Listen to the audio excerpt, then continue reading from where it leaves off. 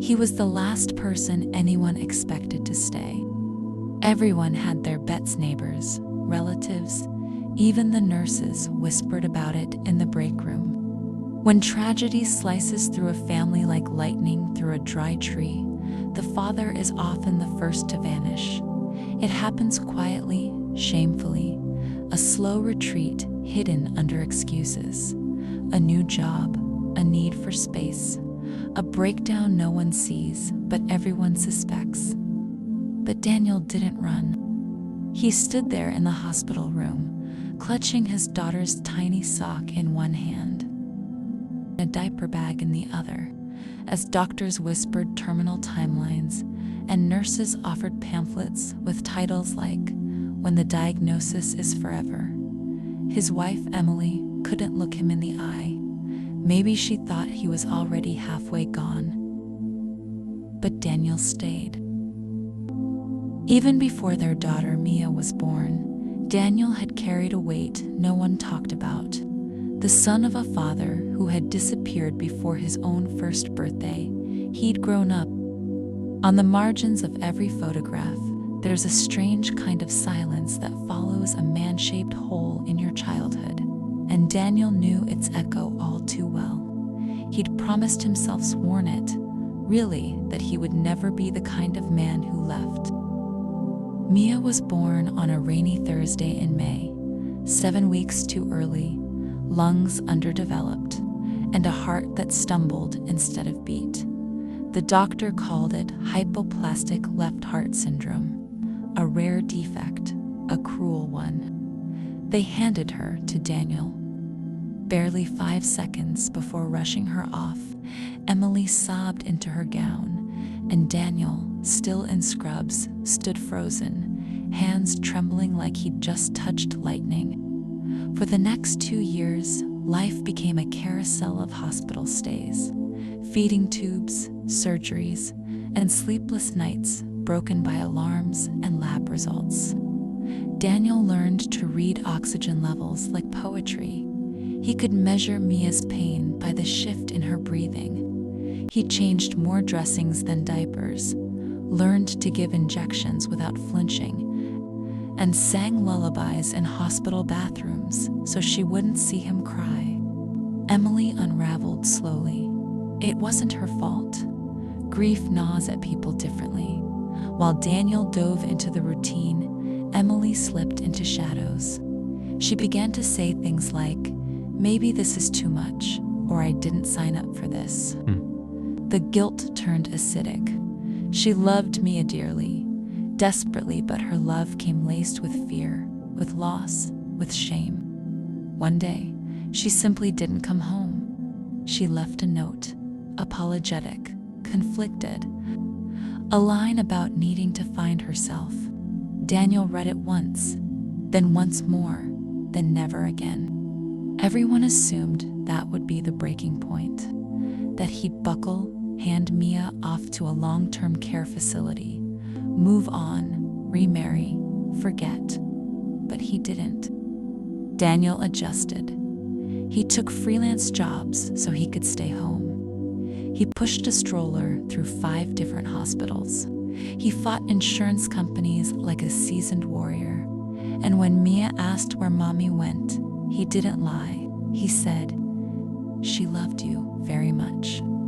She just didn't know how to love through the hard parts." Mia got stronger, but not cured. Some days were good. Most were a balancing act between hope and reality. She couldn't run, but she could laugh, and Daniel would do anything to hear that laugh. He built her a treehouse with a ramp. He decorated her hospital rooms like fairy tale castles. He learned to braid her hair, even though she giggled at how lopsided it looked. Years passed. The nurses, once pitied, Daniel now called him a hero. Parents at therapy groups whispered about him. The single dad who showed up to every session, who packed heart-healthy snacks and carried a notebook filled with color-coded medical notes. But he didn't feel like a hero. He felt like a man doing what should have been ordinary. Then came the day Mia asked the question that cracked him open like glass under pressure. "Daddy," she said, small and quiet, "will you still love me if I never get better?" He didn't answer. He didn't answer with words. He pulled her close, her heart beating against his, frail and fluttery but alive. Then he whispered something only she heard. She smiled. She never asked again. When Mia turned 10, they celebrated in the hospital again. Another infection, another close call. Daniel sat by her bed as machines beeped and doctors rotated.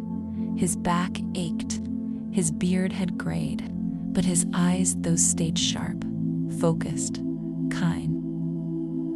The doctor stepped in with a serious look. Everyone braced, but this time it wasn't bad news. Experimental treatment, a risky one, a shot in the dark. Most parents would hesitate. Daniel just nodded. "What do we need to do?" Weeks turned into months. The treatment was brutal. Side effects ravaged Mia's already fragile body, but she pulled through. Slowly, inch by inch, breath by breath.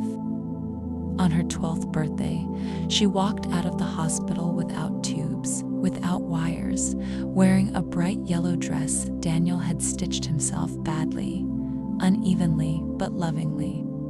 People clapped. He cried. And yet, Daniel didn't tell this story to anyone, not really. He wasn't one for attention. He didn't post about it online. He didn't join support groups to be praised. He just kept showing up day after day, quietly proving that fatherhood wasn't about perfection, it was about presence. Mia, now 15, paints. She paints her father often, never with a cape, always with tired eyes and steady hands. She once painted him holding the world, not a globe, but her caption underneath read, "He never dropped me." Daniel still works nights. He still carries a photo of Emily, not out of anger, but as a reminder that staying wasn't just an act of defiance.